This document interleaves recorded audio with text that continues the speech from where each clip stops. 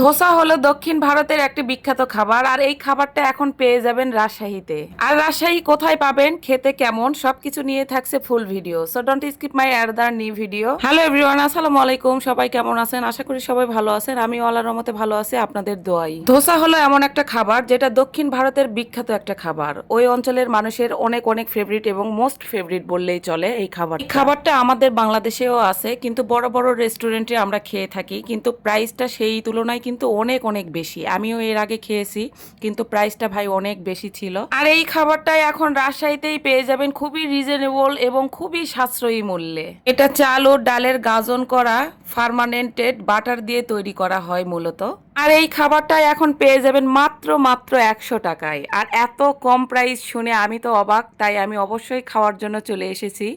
এসেই আমি অর্ডার দিয়ে দিছি, অর্ডার দিয়ে বসে আছি, দেখি কেমন লাগে এখানকার খাবারটা।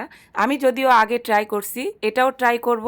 খাবারটা পার্থক্য কি এটাই আপনাদেরকে জানাবো আর কি। এই একই খাবার আমি সেম সেম ট্রাই করছি, 400 টাকা দিয়ে খেয়েছি বড় বড় রেস্টুরেন্টে। 400 টাকার খাবারই আজকে আমি পেয়ে গেলাম 100 টাকায়। তাই খাবারটা কেমন অবশ্যই আমি রিভিউ দিব। আমি যেটা ভাই রেস্টুরেন্টে খেয়েছিলাম সেই খাবারটা আর এই খাবারটা পার্থক্য শুধু এইটাই, ওইটা যেমন ছিল আমার মনে হয় ওটার চেয়ে এটা অনেক অনেক বেস্ট। এত ভালো একটা খাবার বড় বড় রেস্টুরেন্টে গেলে 400-500 টাকা লাগে এই ধোসাটা খেতে, আর এই খাবারটাই আমি মাত্র 100 টাকায় পেয়ে যাচ্ছি রাস্তার ধারে। কি দরকার ভাই বলেন? ধোসা এর আগেও অনেকবার ট্রাই করছি, কিন্তু প্রাইসটা অনেক বেশি ছিল, কিন্তু সেই তুলনায় সাবি ভাইয়ের এখানে 100 টাকায় পাওয়া যাচ্ছে সুন্দর ধোসা, অনেক অনেক স্বাদ। আপনারা এসেও ট্রাই করতে পারেন। আমার কাছে তো ভাই অনেক মজা লেগেছে, কারণ বড় রেস্টুরেন্টে যেটা খাইছি সেটার চেয়ে অনেক গুণ বেশি টেস্ট ছিল এই ধোসাটা। তো আপনারাও ট্রাই করার জন্য অবশ্যই অবশ্যই চলে আসবেন।